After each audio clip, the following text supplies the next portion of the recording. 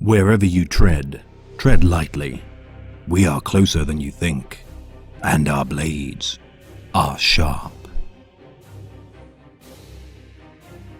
It is a rare trait for the angels of death to forego glory and praise upon victory in battle. For even Primarchs, the sons of the Emperor of mankind, are not beyond the lure of the ego. Yet for some of the vaunted Adeptus Astartes, personal glory is a distraction beneath the stature of a space marine.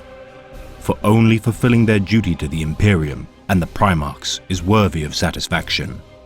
Humble contemplation, a trait of incredible value, even amongst the most revered individuals of the Astartes. There is one of note whom encapsulates the honor of his legion with untold glories and deeds beyond most of the legendary figures of humanity's storied history. The dutiful son of the Raven Guard, Nikona Sharrokin. Raised within the prison cell blocks of the moon of Lycaeus, Sharrokin would be used as a so-called salt boy from the age within he could first walk. His duties to harvest salt for the tool-making factories within the tidal pools of Lycaeus, accessible via narrow tunnels. A dangerous task, especially for one so young. Many children would perish within the tunnels. Surges of unannounced water filling the caves within minutes and collapsing stone around those unfortunate enough to be within them. Many on the moon believing the salt content of the water a direct result of the bones being soaked within the depths of the pools. As Nikona grew, he would be too large to fit into the tunnels and be transferred to the mines. At the age of 13, being moved to the planet's surface, heralding the first time he would ever see the light of the sun. With the rebellion initiated by the lost son of the Emperor, Corvus Corax, Sharrokin would aid in the effort of overthrowing the tech guilds of Kievar. Learning the art of decoy, confusion, and guerrilla warfare at the side of Corax, it is unclear if Sharrokin was of suitable age to actively fight against his oppressors. What is clear is that whether or not he fought, Sharrokin would glean great expertise in his Primarch's arts of war. With the capture of the Black Tower and arrival of the Emperor, beginning not only a new dawn for the people of Lycaeus, but also Sharrokin. Inducted into the 19th Legion of Adeptus Astartes, Nikona would survive his transformation into the ranks of the Angels of Death and begin his incredible rise through the ranks of the Raven Guard. Despite his glories and battles of the Great Crusade being lost to history, it is clear that Sharrokin carried himself with distinction amongst his peers. Inducted into the Legion's 66th Company, speculation indicates that Sharrokin served as a member of the Mordevran, the elite squad of Raven Guard infiltrators, though Sharrokin denied such affiliation. His talent as a marksman and ability to shroud himself in darkness, akin to his Primarch and the Legion's Shadow Masters. It is rumored that Nikona would be tutored by his Primarch in the art of hand-to-hand combat, with others speculating his martial prowess giving credence to his member within the Legion's Moritat Cadre. Whatever the truth may be, his legend would be penned in earnest with the beginning of the Horus Heresy and the great human civil war across the galaxy. His tale beginning with the treachery of the Istvan V Dropsite Massacre. Wounded during the Loyalist struggle to defend against their annihilation at the hands of 7 traitor Astartes legions, Sharrokin would be treated during the second wave of the traitor advance. With the battle lost and separated from his legion, Sharrokin would survive the betrayal and utilize his instincts for survival to maneuver past the traitors. Following the mantra of the Raven Guard to strike, fade, and strike again, Nikona would attempt to escape the system by encountering Ironfather Sabik Wayland of the Iron Hands and board the 10th Legion vessel, the Sisypheum. Wounded by Primarch Fulgrim's own hand, Wayland would nonetheless drag Nikona to a nearby Thunderhawk gunship, narrowly escaping the onslaught of the traitors.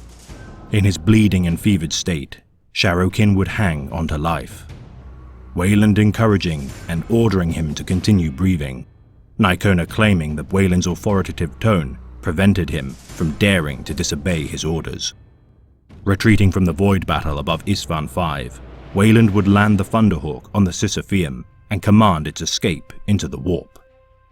Battle-scarred and beaten, the survivors of the decimated legions would form a new brotherhood, known as the War Orphans, the Iron Hands, handful of salamanders and sole Raven Guard survivor, Sharrokin, would resolve to combat the traitors in hit-and-run covert strikes. Such loyalist warbands known as the Shattered Legions, they would utilize their vast skills across their many battle doctrines and stratagems to avenge their fallen Primarchs and Battle Brothers. For months, the Sisypheum's crew would harass and bleed the traitor forces. Their many wounded now healed with the aid of Salamander's apothecary, Atesh Tarsa. The disparate Astartes would form a tightly knit bond of camaraderie. Infiltrating the traitor forge world of Kavor Sata, Sharrokin and Wayland would complement their battle techniques and styles as a potent strike force. Nykona's use of stealth and finesse bolstered by Wayland's less subtle, graceless brute strength and technical knowledge. Crippling the communication systems of the Dark Mechanicum on Kavor Sata, the two Astartes would cause the traitors to turn on one another by tampering with their sensory data feeds. Destroying the Forge World's temple reactor during their escape, they would deal a crippling blow to the traitors within the Framas system. Their synergy as warriors has proven so reliable and deadly, the commanders of the Sisypheum would orchestrate even more daring missions. The largely iron-hand-crewed band of warriors would plan the assassination of their arch-betrayer, whom had ended the life of their beloved Primarch, Ferrus Manus. Wayland and Sharrokin would attempt a feat of incredible boldness in the attempt to kill the Primarch of the 3rd Legion, Fulgrim. Setting aside all notions of caution, the Sisypheum would venture to Hydra Caudatus, wherein a conclave of the Iron Warriors and Emperor's children was being held. Observing the Primarchs of the traitor legions, Perturabo and Fulgrim on the planet's surface, Wayland and Sharrokin would go undetected for many days. With the construction of Fulgrim's decadent theatre, the Phaleocron, Sharrokin would see an opportunity to mete out vengeance on behalf of the Iron Hands. Armed with a needless sniper rifle, Nykona would calmly wait for his perfect shot. Watching the Primarch of the Emperor's children within his weapon's reticule until pulling the trigger and firing a round directly into Fulgrim's eye. Retreating without pause after firing the consummate shot, Nykona had seemingly been the first Astartes to slay a Primarch. Yet with the intervention of the vile ministrations of Emperor's children apothecary, Fabius Bile, Fulgrim would live. Retreating from the retaliatory strike of the Iron Warriors, triggering explosive charges as they ran, Wayland and Sharrokin would fend off the 4th Legion and reinforcements from the 3rd. Commandeering a Storm Eagle, Wayland would pilot the gunship and cover Sharrokin's retreat. Both Astartes surviving the wrath of the traitors, they would live to fight another day. Lending his skills to further encounters and missions conducted by the War Orphans, Sharrokin would outlive the remainder of his warband. Defending Captain Ulrak Brantham from the 3rd and 4th Legion's counterattack aboard the Sisypheum, and crossing blades with Fabius Bile and Emperor's children's swordmaster, Captain Lucius. Escaping to the Crone world of Idris, the Sisypheum crew would bear witness to the rebirth of Primarch Fulgrim as a demonic prince of chaos. As the traitor legions would turn on one another, Sharrokin would once again face the champion of the Emperor's children, Lucius, killing him in the ensuing duel. Departing the doomed world of Idris, the War Orphans would carry out strikes against the Alpha Legion, and their final mission to extract the genetic materials of the Primarchs, the Magna Mater, from the Terran moon of Luna. It is here that the last vestiges of the War Orphans would perish. Atesh Tarsa, Ulrak Brantham, and Cadmus Tyro, with only Sabik Wayland and Nykona Sharrokin surviving and completing their objective. Badly injured, Wayland would draw away the oncoming traitor forces from Sharrokin, safeguarding the Magna Mater and protecting his staunch battle brother. His duty complete, Sharrokin would suspend himself in hibernation to safeguard the Magna Mater until the end of the Horus Heresy. And though the Magna Mater would be returned to Loyalist hands, the fate of Nykona Sharrokin would be obscured from history, leaving only his legend to be retold throughout the millennia.